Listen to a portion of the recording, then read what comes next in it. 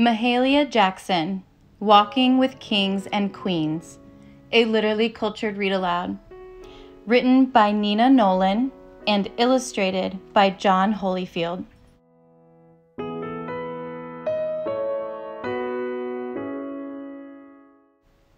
People might say little Mahalia Jackson was born with nothing, but she had something all right.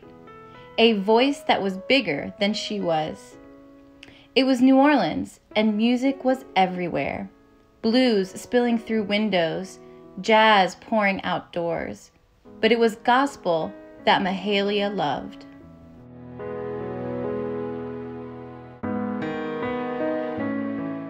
After her mother died, Mahalia was sent to live with her Aunt Duke. Her aunt was very strict, especially with her white glove test on Mahalia's dusting.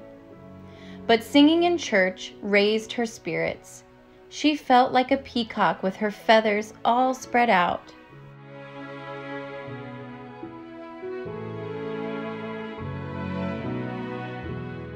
In the 4th grade, Mahalia had to leave school to look after her baby cousins. She would drag out the record player and sing along. Her voice settled the babies. People walking by stopped in their tracks to listen.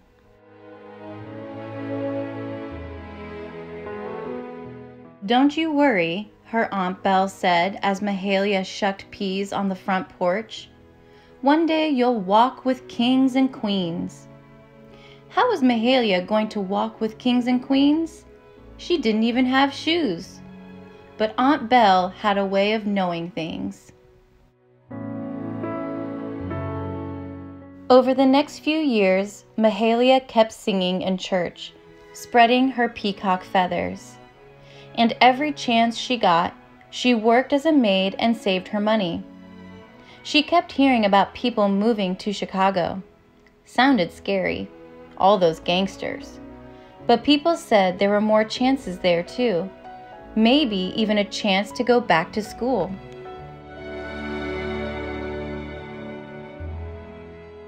When Mahalia was 16, her Aunt Hannah visited from Chicago. "Want to come back with me?" she asked. Train was leaving in the morning. No time to lose. Music had always helped calm Mahalia, but this was a new song. Clickety-clack, clickety-clack. 2 days on the train. She was a bundle of nerves.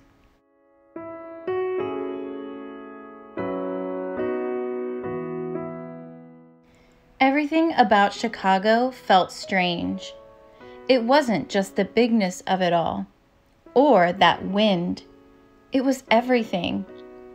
Mahalia could get a coat to warm her outsides, but she'd have to find a church to warm her insides, a church to sing in.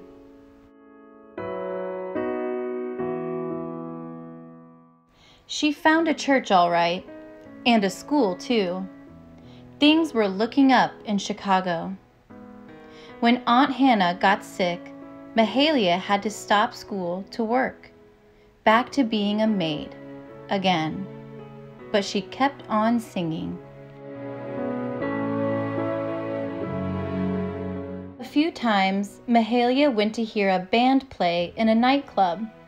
It wasn't gospel, but the music sure did sound good. But when Grandpa had a heart attack, Mahalia made a promise to God. "If you let Grandpa get better, I'll never set foot in a nightclub again." Grandpa got better, and that was that.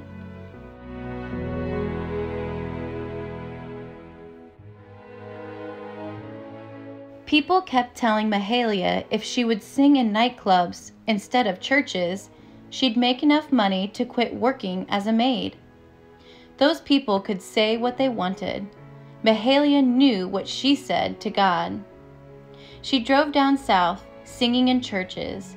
It was for money now, but not much, and only sometimes. Mahalia kept driving on those May-blow tires so bald they may blow any minute. No money to fix them. Keep singing and driving.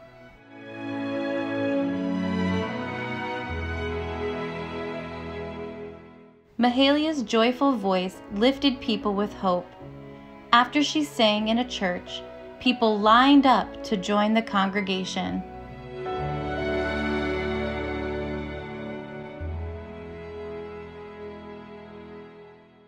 When she finally had money for a singing lesson, the teacher told her to stop hollering. Maybe he didn't know Psalm 47, but Mahalia did. Shout unto the Lord with the voice of a trumpet. She was going to keep hollering for the Lord.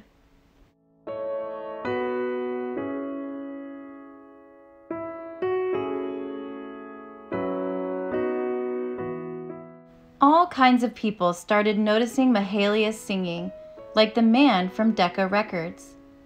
When she was 25, she made her first gospel record. Back home in New Orleans, they heard her on the jukebox. In Chicago, she was on the radio. Mahalia sang for as many people as she could. She knew gospel lifted people up, and when you know something like that, you've got to tell it to the world. So she did.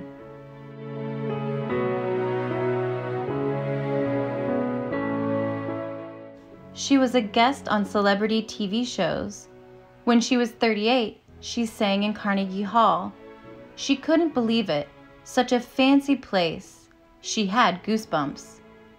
When she started singing, the audience got goosebumps too. She sang in movies. She sang for presidents and prime ministers. But she never did sing in a nightclub.